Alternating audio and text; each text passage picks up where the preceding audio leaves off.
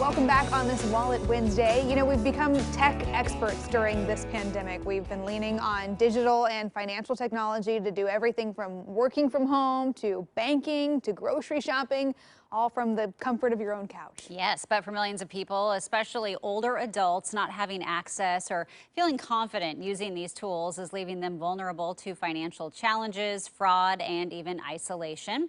Elisa March Ryerson is the president of the AARP Foundation, and she's with us this morning to talk about some resources to help all of us become more tech savvy while staying safe. Good morning to you. Good morning. Thanks for having me join you today. Yeah, thanks for being here. So first off, why is it important for older adults to really increase their confidence when they're using these digital tools?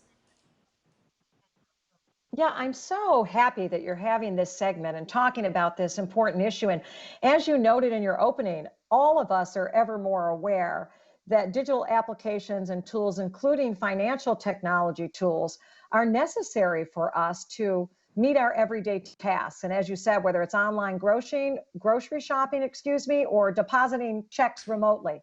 So AARP Foundation and Chase came together in a terrific collaboration. And I might add that we started this collaboration to increase digital inclusion of older adults well before the pandemic, but have increased our work together as the pandemic unfolds. Because our research found that although older adults are increasingly using electronic devices and, for example, their smartphones, they are not using those devices to complete important transactions such as banking transactions. We wanted to develop learning tools that were free and accessible and in English and in Spanish to encourage learning for all older adults.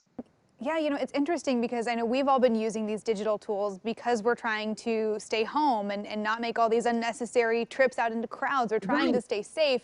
But of course, there are some safety concerns with being digital. So how do we navigate that world safely? Yeah, you're right. So it is, and safety all the way around, as you're noting, is really, really important for each of us as we're navigate during this time, but of course in all times as well.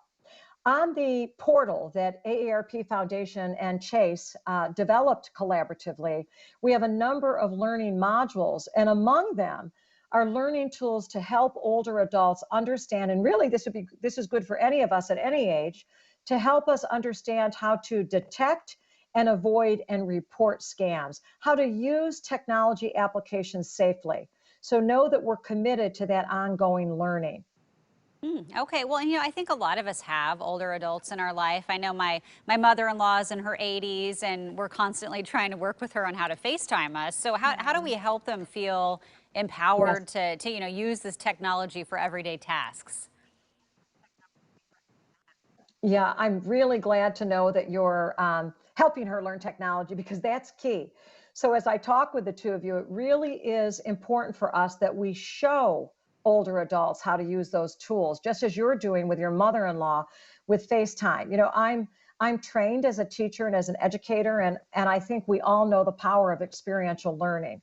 So, be a good coach, and just as you're doing with your mother-in-law, walk the older adults in your life through the various steps and processes to effectively and confidently use various digital tools. Really important that you call out and celebrate the positive actions they're taking and the successes they're having.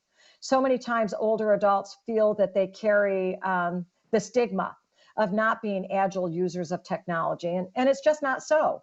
If we help them with the education, they will be robust users of technology. Yeah, well, Also, you can join older adults in your life.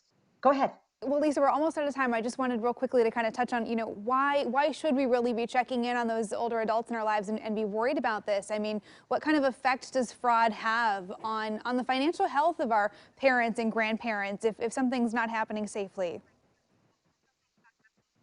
Yeah, it has a devastating impact. So, in times of uncertainty, scammers really come out and they capitalize on that uncertainty.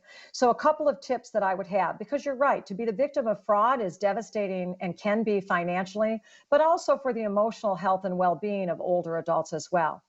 Remember that if you receive messages, whether it's electronic or via email or on your home phone from a source that you do not know, do not pick up those messages. Do not respond to those messages. Another tip is to remember that your financial institution, when they reach out to you, they will never ask you for personal information, such as your name or the password to your account or your PIN for your account. They will not ask for that information. I would recommend that you encourage older adults in your life to set up alerts on their financial funds. So, for example, sign up to get alerts when there are withdrawals from your savings or from your checking account. This is good in terms of fraud avoidance, but it also is really helpful with budgeting and with maintaining our financial security and financial well-being. But if you head to fintech.aarpfoundation.org, we have multiple learning modules, self-help videos, virtual workshops, worksheets on topics from remote depositing of checks to finding a job to avoiding scams to staying socially connected. All of those tools are free and in English and in Spanish. All right. So visit us frequently. Yeah, AARP Foundation President Lisa March Ryerson, thank you so much. Some good tips there.